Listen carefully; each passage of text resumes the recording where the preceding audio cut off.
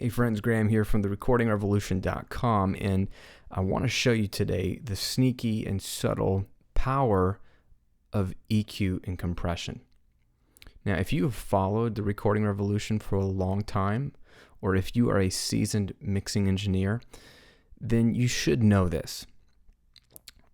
So it may sound redundant, but I am constantly amazed at the kind of questions I get and the assumptions younger engineers make about what it takes to get a great mix, and how we can quickly assume that you need something special, something other than EQ and compression to get it done. That EQ and compression is part of it, but you need a certain type of plugin or a certain type of effect or a certain type of technique to get a pro sounding mix.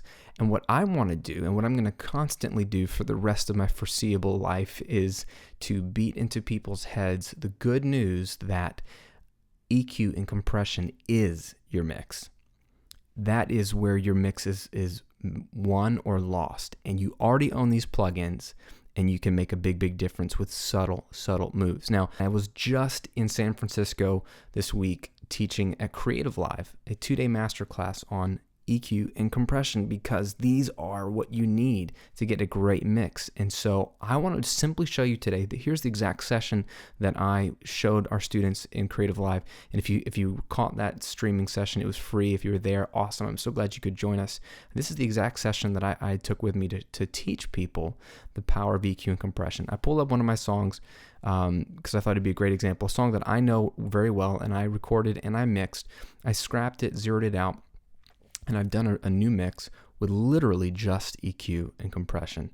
I've done a balance with faders, and I've done nothing but stock EQ and compression across the board, and one bus compressor on the mix bus.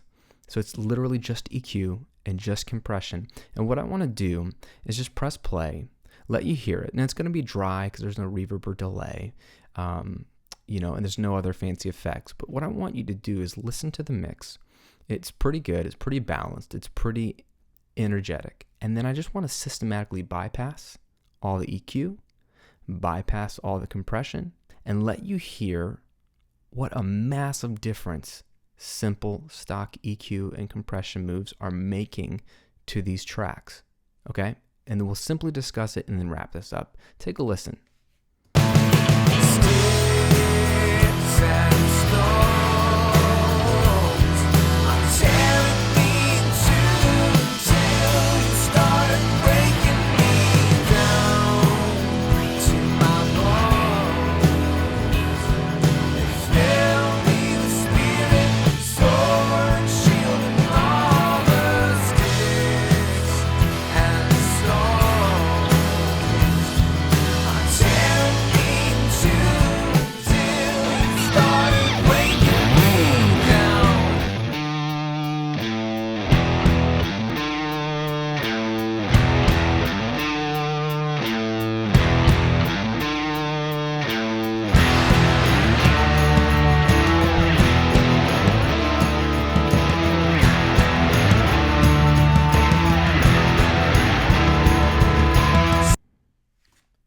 Massive, obvious, drastic results, right? So much of mixing, we're doing little bits of things that make little adjustments, and sometimes they're hard to hear. Maybe I'm demoing something, it's hard to hear the difference.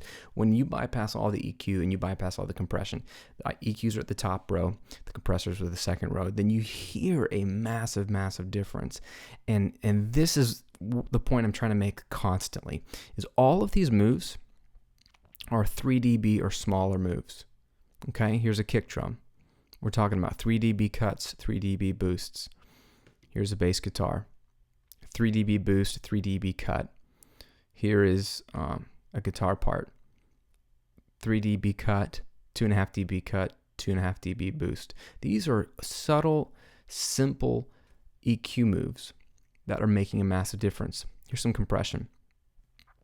All of these compressors are doing to -3 to -6 dB of gain reduction. A little bit on the snare, a little bit on the toms, a little bit on my bass, a little bit on the vocals, acoustic guitar, the slide guitar, my drum bus, some parallel compression on the kick and snare, And then I'm using one of my favorite little bus compressors because it really smacks things hard, just compressing the whole mix, but I'm doing real subtle. I'm doing 1 to 2 dB of gain reduction.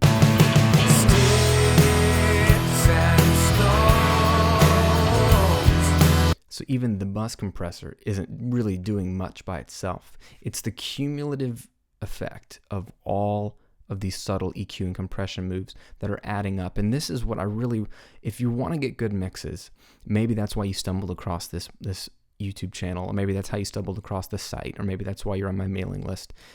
Hopefully, then you will be open enough to receive the simplicity of what I'm trying to teach you. There's nothing more that you need to get a great mix than understanding balance, which we talked about before, getting the volume balance right in the first place. And then if you want to talk about plugins, then we're only really talking about EQ and compression. There are plenty of other plugins you can play with, and I use a few others. I use things like saturation plugins, and I use things like distortion plugins because they do cool things. But doing cool things is more of a sonic palette, more of a artistic taste that I have in my head that I'm trying to convey. It's not the bread and butter of what I do. The bread and butter of what I do, and every great mixer that I know does, is EQ and compression. And if you feel like you've done EQ and compression and you haven't gotten a great mix, you might be quick to throw them out as if they are the problem. And the truth is, you just probably aren't good enough with EQ and compression yet. None of us are born great EQ users, great compression users. We all have to jump in and get our hands dirty and practice. But I promise you, you could hear the difference of what simple EQ and simple compression does to a mix. That is where 85%, 90% of your mix comes from. So I wanted to show you that these subtle moves, even while you're mixing, that don't seem like they're that drastic, they add up to a big mix. And this is where you want to spend most of your time, is in EQ and compression. So if you have more questions on the nitty gritty of EQ and compression, a couple things you can do. You can get on the site and search for EQ and compression. I've done a ton of posts, a ton of videos on specific examples, things like vocals, things like guitars, things like the mix bus, things like mastering with EQ. All that kind of stuff is there on the site. More posts than there are videos. So if you're hanging out on YouTube land, go over to the Recording Revolution and check out all the videos and the articles there. Join the mailing list, okay? Because there's extra content that I will send your way that I don't post anywhere else that will teach you how to use EQ and compression. It's absolutely free to do that. So join the mailing list if you're not already on it. If you want to go even deeper, I've got courses that are in depth. You can join those as well. But there is a ton of information out there on EQ and compression, and not just from me. And this for good reason, because this is what makes or breaks your mix. So if you really want to be a great mixer, then trust me on this. This is where you want to spend your time, is learning and applying simple, subtle, sneaky EQ and compression, and watch it add up to a big difference in your mix. Hope that helps, guys. Thanks for tuning in. Thanks for subscribing to the videos. Have a great week. Make some great music. We'll see you soon.